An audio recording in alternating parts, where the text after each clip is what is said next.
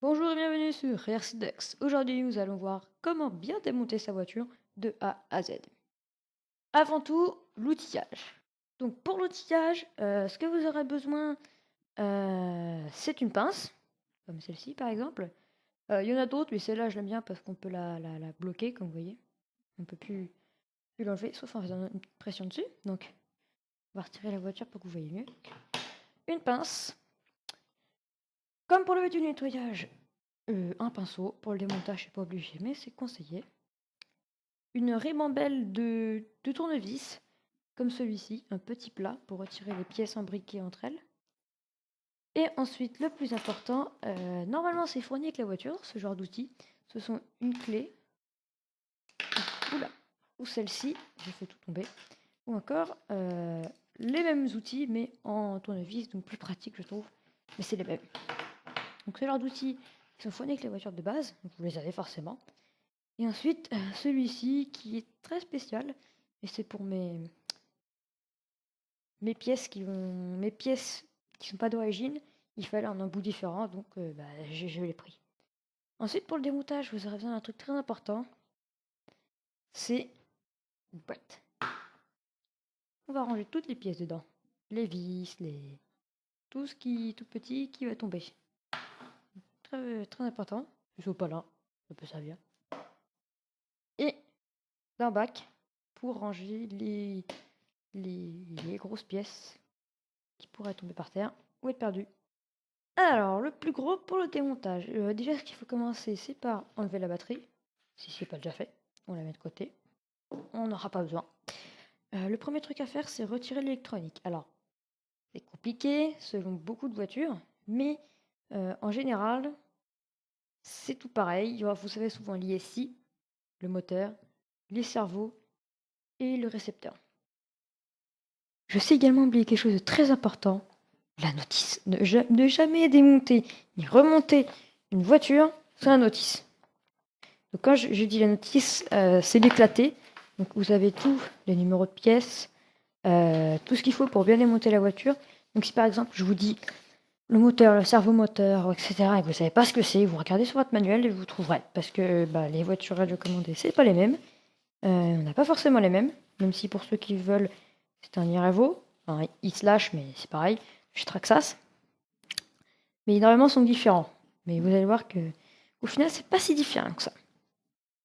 Alors donc, une fois ce manuel acquis, si vous l'avez déjà, et vous ne l'aviez pas, pardon, on va retirer en premier l'ISI, pour moi, c'est ce que je préfère faire.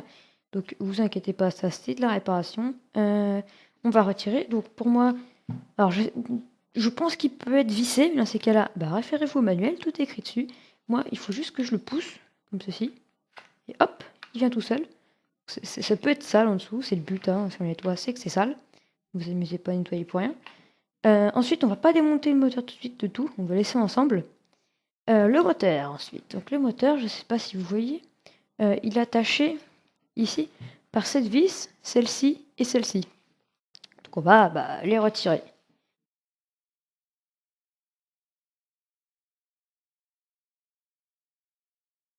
Voilà, j'ai donc mis les vis à ma gauche, les outils à ma gauche, pardon, pour que ce soit plus pratique pour moi. On va donc commencer par retirer ce gros écrou, qui est un écrou pour régler en fait. Hein. Régler le... Ah, vous voyez, elle était même pas vissée, hein, je peux l'enlever à la main. Un véhicule, quand il bouge beaucoup, ça se dévisse. C'est pour ça que parfois, votre moteur peut faire des vieux bruits, mais non, c'est juste qu'il est dévissé. Hop, voilà. Vous voyez qu'il y a une sorte de petite bague dessus. Je sais pas si vous allez à voir. C'est pour ça qu'il faut extrêmement faire attention de ne pas les perdre. Donc on les met dans la boîte. Toutes les vis, je vais les mettre dans la boîte. Hop, c'est pas le bon outil. Celui-ci n'est pas le bon non plus. Bah dis donc, j'ai pas de chance. Voilà, c'est... Bon. Et on va utiliser l'outil fourni avec la voiture. Hop. Et on enlève. Et donc, elles veulent pas. Voilà. Et on démonte la vis.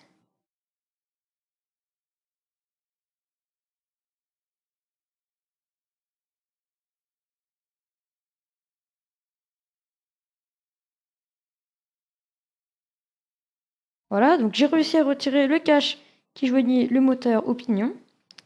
Et donc comme c'est une pièce plastique avec rien d'autre dessus qui ira dans l'eau se faire nettoyer, et dans la grande bassine. Voilà, il ne faut pas mélanger les pièces métal, les pièces électroniques et les pièces plastiques. Il faut les séparer. Et la visserie également. Donc vous vous y retrouverez pas. Donc il me manque plus que la vis qui est ici en bas que vous ne pouvez sûrement pas voir, mais que moi je vois et je m'en souviens car c'est une des plus dures. Alors, je me suis souvenu, en regardant mon manuel d'ailleurs, que en fait, cette vis-là, il suffit juste de faire ceci. Et voilà, vous voyez, c'était une sorte de petit pignon qui se glissait dans cette pièce de métal. Donc on peut voir que le moteur est pas mal sale en fait, il est très sale. Également que le radiateur a circulé de moins 3-4 mm, il était ici, il est devenu là. Donc c'est très très très sale, mais ça se nettoie évidemment. Et là on a tout l'électronique. Donc je préfère pas retirer le moteur, tout simplement parce que je risque d'endommager en fait les gaines qui sont déjà endommagées, donc je vais les laisser ensemble. C'est pas grave. De toute façon, il faudra que je les nettoie tous. Donc ils sont déjà tous sales, donc on va les poser ici. Oh, j'ai bien abîmé le sol. C'est pas grave. Maintenant, on va s'occuper des servomoteurs. Donc, des servomoteurs, ici. Donc pour cela, c'est pas ces vis-là, hein, surtout pas. C'est selon le modèle. Regardez votre manuel, je vais beaucoup le dire. Mais moi, c'est ces deux vis-là qui tiennent un cache en dessous. Donc je vais enlever les caches des deux. Donc les 4 vis qui maintiennent les deux servomoteurs.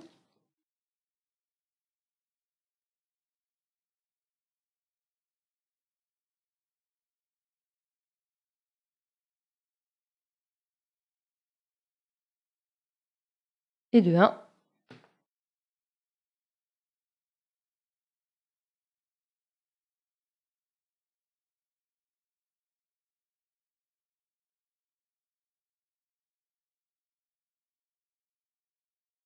Hop, et le 2. Et les deux caches qui étaient maintenues par 4 vis. On met les caches dans le plastique et hop, on récupère la dernière vis. Ah, j'arrive. Bon, ah, allez. Bon, la vis ne veut pas venir, hein, on la récupérera après. Donc maintenant, on va passer en dessous de la voiture. Attention. Ah, et alors ça, c'était... Je laisse en douter, ça. Bon, c'est pas grave. Faut faire attention, mais bon, ça risque rien normalement. Hop, la vis qui est là. Hop, on pousse, et voilà. Elle est en dessous, je l'ai récupérée, ainsi que un cache qui était sur la même vis. Voilà. Donc, on range tout ça. Donc là, on peut voir que ici et ici, ils sont attachés. D'ailleurs, les vis sont rouillées, c'est pas très bon, mais bon, c'est pas grave. Donc ces pièces-là, là, celle-ci, on appelle ça le palier. Donc il faut absolument retirer le palier, sinon vous ne pourrez pas retirer la pièce. Alors, ce que je vais faire, moi, c'est que je vais pas retirer le palier, tout simplement parce qu'en fait, le palier est réglé. C'est-à-dire que quand j'ai deux cerveaux, il faut qu'ils soient synchronisés entre eux, et c'est assez difficile de les synchroniser. Du coup, ce que je vais faire, c'est que je ne vais pas dévisser le palier, mais la pièce ici, qui d'ailleurs est inoxydable, du coup, elle n'est pas abîmée comme cette pièce. Parce que si je force, je risque de l'abîmer. Donc je préfère retirer ce qui est attaché au palier. Donc on va appeler ça le bras de direction, parce que je ne sais pas quel nom ça a, cette petite pièce. Mais si vous avez qu'un servomoteur, vous en faites pas. Le palier, il est très facilement retirable. Mais en fait, c'est un petit axe blanc, et si on le dérègle, c'est foutu.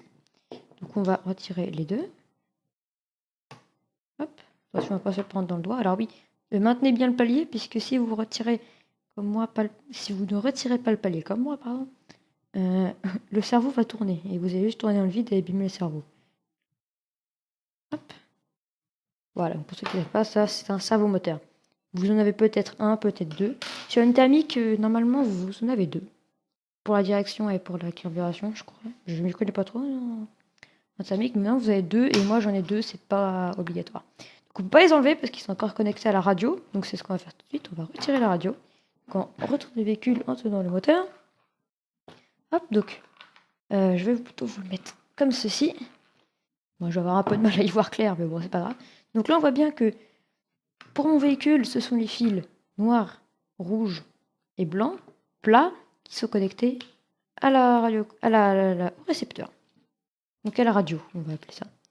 L'antenne qui est cassée, donc le tube ici, qui devait être comme ceci, n'y est plus. Donc, il faudra le remettre. Mais avant, on va retirer cette vis qui fait le joint entre tous les câbles, ce qui évite que l'eau pénètre, ce qui fait que le véhicule est waterproof. Et ces deux-là qui tiennent le boîtier. Donc, on va retirer ça. Tout est retiré. Et donc, avec le tournevis plat, on va simplement effectuer une pression sur le cache. Allez, hop là.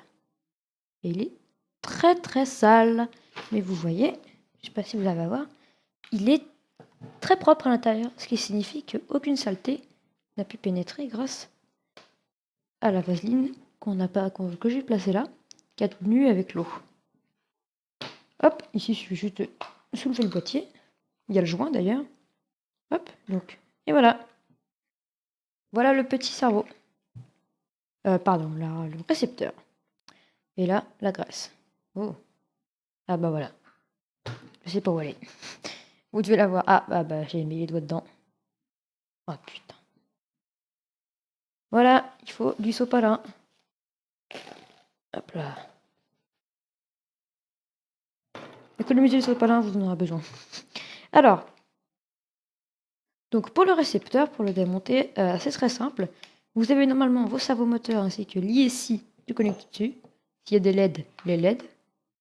Donc pour ça, il suffit juste doucement de tirer une par une les fiches et faire très attention à ne pas tirer les câbles des fiches, mais bien les fiches en elles-mêmes en plastique, parce que vous risquez d'arracher les fils de la fiche, ce qui n'est pas très bon d'ailleurs.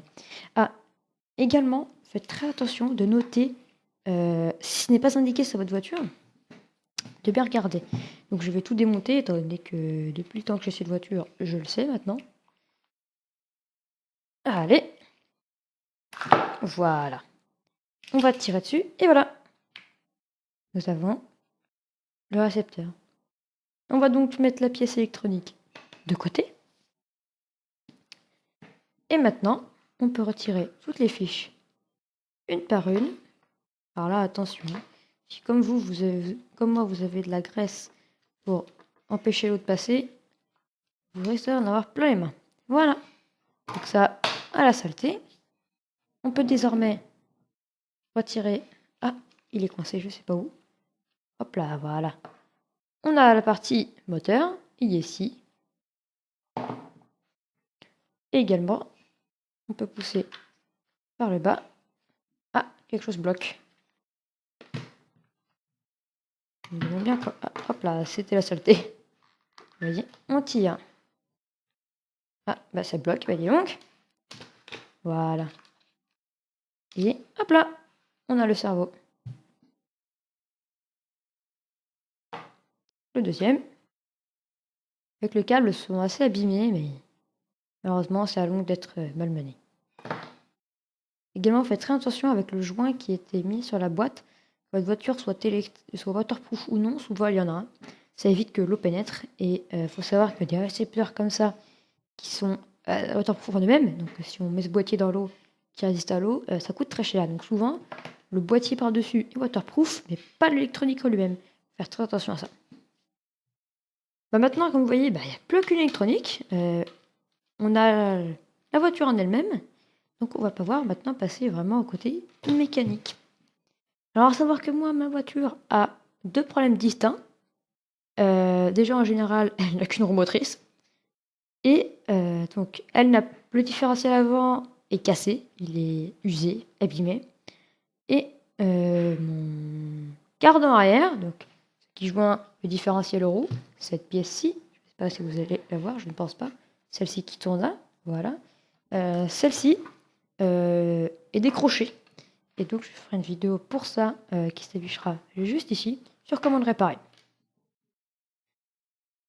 Donc, pour maintenant la partie mécanique. Alors, il y a trois grandes pièces sur la voiture. Le centre, avec la transmission, et le train avant, le train arrière. Tout bête. On va déjà commencer par attirer les quatre roues. Voilà. Enfin, donc pour ça, il vous faut une clé qui permet de retirer ce genre d'écrou, qui est souvent fourni avec votre véhicule. Je l'ai trouvé. C'est une clé comme celle-ci, qui est tout le temps fournie avec votre voiture. Ça, par contre, Et si elle n'y est pas, bah, ça se trouve facilement. Donc on va simplement retirer les roues en tournant. Voilà, les 4 pneus sont retirés. Donc maintenant la voiture n'a plus aucun pneu. Et on peut voir d'ailleurs les quatre trains qui sont pour moi très sales. Mais pas cassés apparemment. Ils ont usé, même pas. Ils sont vraiment... On peut aller. Alors, maintenant on va retirer l'amortisseur. Donc, on a une fixation toujours au châssis et une fixation à l'extérieur, donc au niveau du train. Alors, moi c'est comme ça, elles sont sur le châssis, mais énormément sont plutôt comme ceci. Donc l'amortisseur est plus ici et ici, mais c'est exactement le même principe. Toujours référez-vous au manuel, tout est indiqué dedans sur quelle pièce va sur quoi. Voilà les 4 amortisseurs une fois retirés. On peut voir qu'ils sont suffisamment sales au niveau, donc ils ont un peu du mal à tourner, mais ça va. On va donc les mettre de côté, eux aussi. On peut voir maintenant que la voiture, bah voilà, plus rien ne la retient. On va donc retirer les pièces plus encombrantes, pour moi, pare-choc arrière, pare-choc avant, qui est cassé de toute façon. Donc pour ça, les supports et les autres supports, donc regardez vos manuels, mais on va retirer tous. Je vais retirer donc tout ce qui est inutile à la mécanique, donc cache, pare-choc, etc. Voilà, tout retiré. Ça fait un peu moche, mais techniquement, regardez, la voiture fonctionne encore. Vous voyez, les axes tournent, les 4. Donc, le véhicule est fonctionnel mécaniquement. Alors maintenant, la dernière chose qui reste à retirer, c'est les caches et les 2 squid plates. Donc, squid plates, c'est les plaques qui protègent le différentiel avant et arrière. J'en ai un en plastique et un en métal qui s'est bien tordu d'ailleurs. Je pense que vous allez le voir, là, il a pris très cher. Mais c'est normal, vous inquiétez pas. Il tient très bien, donc c'est bon. Allez, c'est parti. Maintenant, ce qu'il faut faire, c'est qu'on va retirer train avant, train arrière. Pour ça, rien de plus simple. Hein. Selon votre véhicule, encore, je le dis, vous avez normalement une vis là, une vis là. Vous avez quelques vis qui tiennent le train avant, train arrière. C'est difficile de vous dire puisque les voitures sont pas les mêmes. Moi, c'est celle-ci, et c'est pour ça que je ne l'ai pas enlevé. Ce cache me tient le train arrière et ici la transmission. Donc je vais retirer ce cache qui va me retirer tout normalement. Attention, tout va bien. Ouh, on va retirer les vis qui étaient là.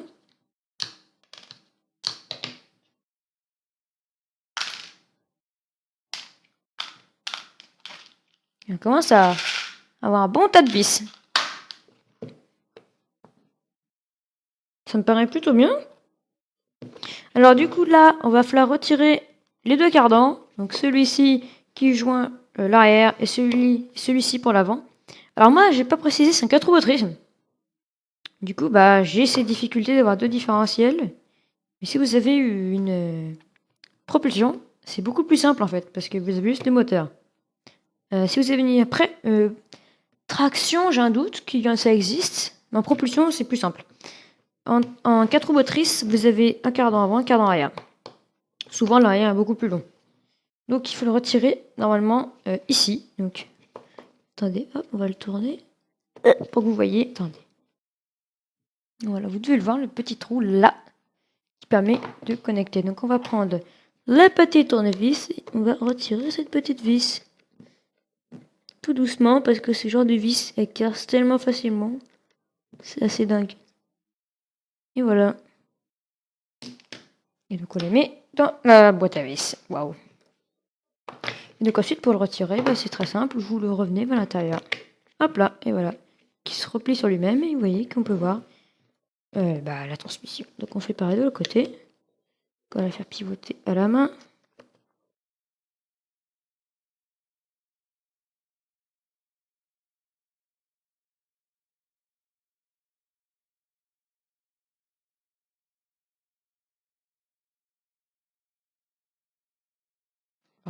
Voilà.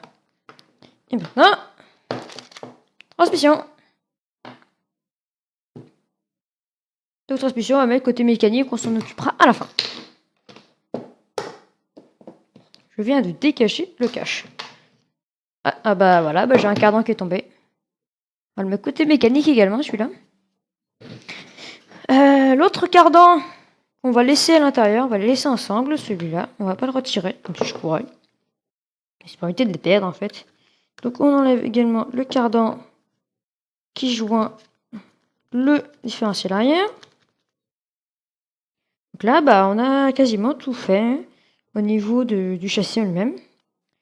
Donc on va maintenant retirer la direction. Donc pour moi, il faut retirer ces deux pièces rouges-là. Donc pour ce faire, moi je dois tourner à fond.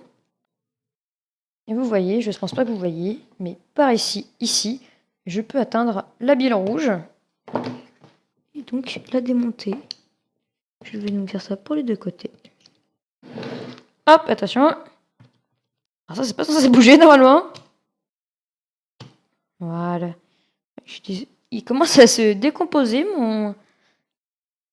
je sais pas comment on appelle cette pièce-là d'ailleurs. Si vous le savez dans la description, dites-le moi. Ah bah voilà. Ah, cette là normalement, c'est un petit cache, mais il tient plus, bon, c'est pas grave.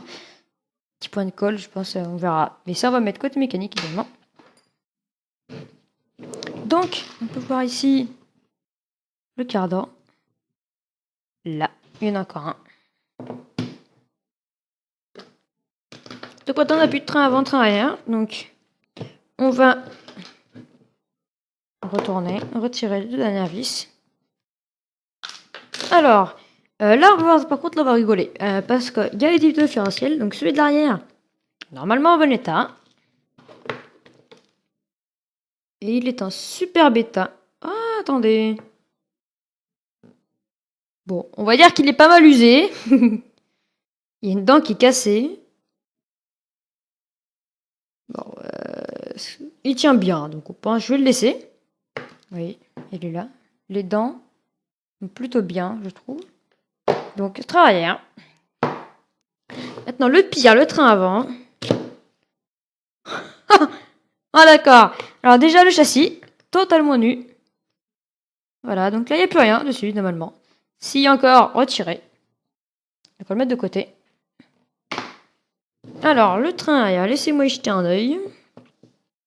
Je ne sais pas si vous voyez, ici, il y a deux couronnes. Il y en a une là et une là. Les dents de droite, donc celle-ci, celle où il y a le pignon d'attaque.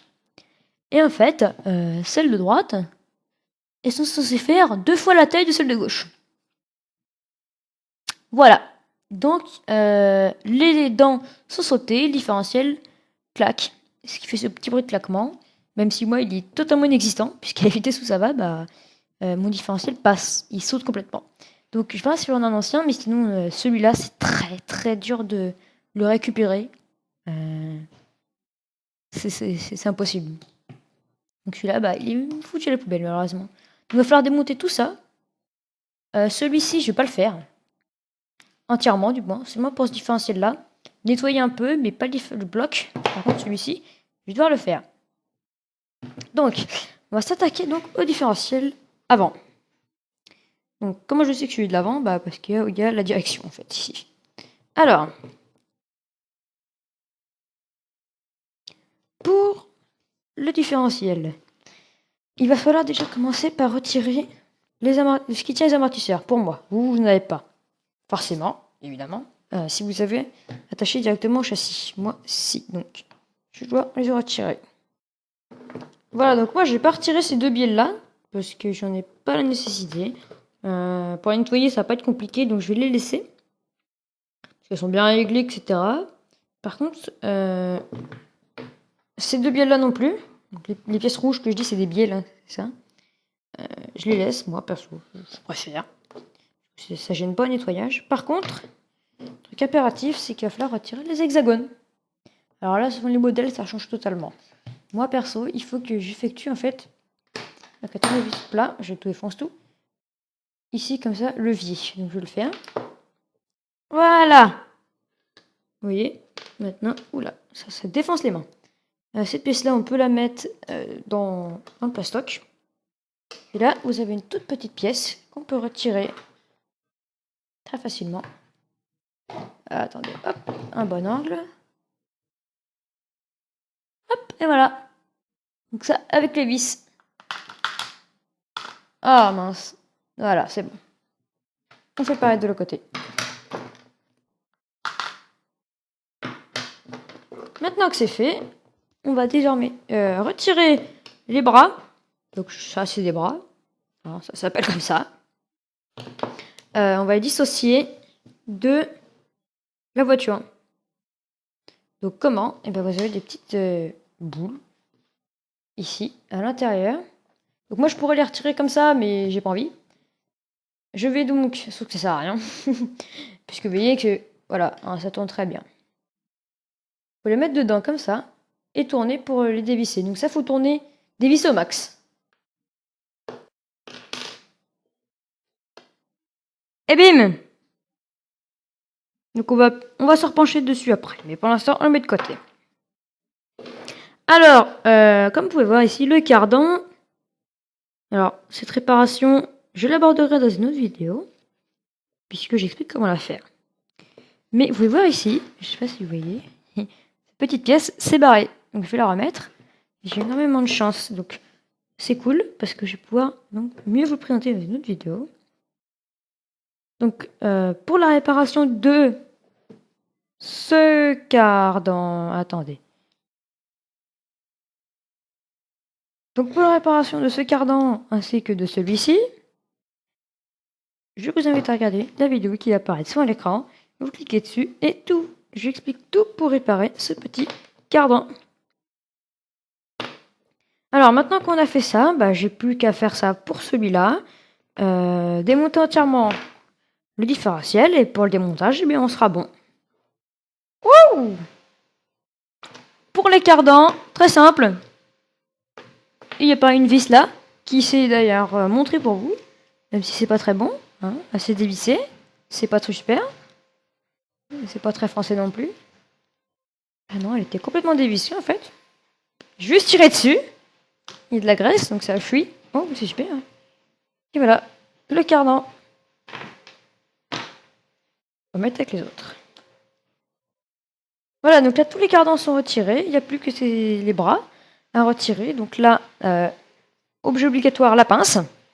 Puisqu'on va devoir retirer les petits axes argentés ici.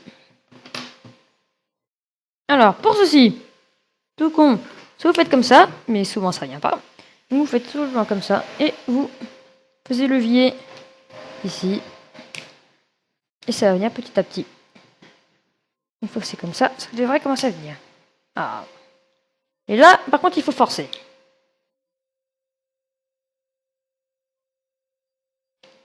Et voilà.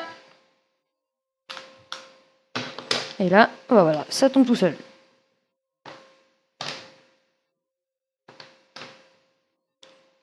Plus que 3. Bon, évidemment, les autres sont venus beaucoup plus facilement que celui que je vous ai montré. Mais bref, voici le différentiel. Alors, pour le retirer, moi, évidemment, je le dis bien moi à chaque fois, j'ai qu'une vis ici, donc je vais la retirer. Alors, ceci est le pignon d'attaque. On peut voir entre les deux, il y a quelque chose qui n'est pas normal. Je ne sais pas si vous voyez, mais la graisse, au lieu de former de la graisse, ça forme une sorte de boue qui bloque totalement. Mais les roulements à billes et ces deux pièces-là ont l'air de bien tourner. Et le pion d'attaque n'a pas l'air abîmé, donc c'est une bonne nouvelle. Bon, c'est ce qui casse pas, évidemment, c'est le moins cher. Et vous voyez qu'ici, c'est le différentiel.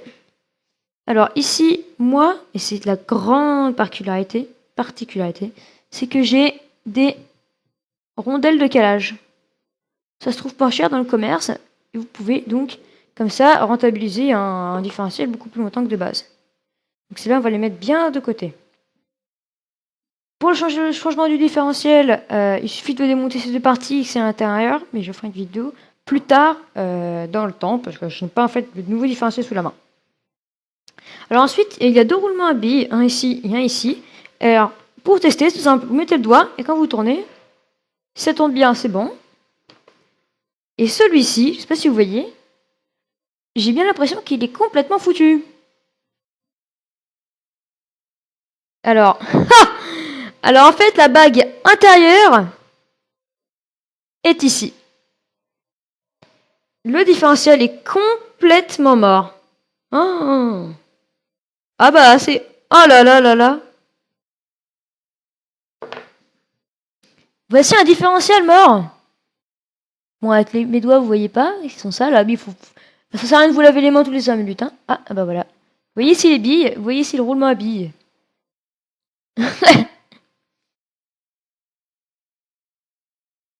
Alors maintenant, le grand problème, c'est que la bague extérieure est coincée dans le plastique. Et c'est le plus chiant à retirer. Donc je vais retirer ça avec des outils comme il faut. Je vais essayer maintenant, mais je pense que ces outils-là ne marcheront même pas. Alors j'ai eu extrêmement de chance, il est venu tout seul. Vous voyez que ça c'est la bague extérieure. Waouh, j'ai les mains bien sales. Voilà. C'est quand même un peu poisseux. Alors en comparaison, voici un œuf. Voici le reste de l'ancien. C'est différent. Donc on va le mettre de côté. Hop. Et le nouveau, on va le ranger aussi. Bon, ben... Il ne reste plus que la transmission, mais normalement, le différentiel et tout le train arrière est démonté. On va donc tout mettre de côté. Bien rangé.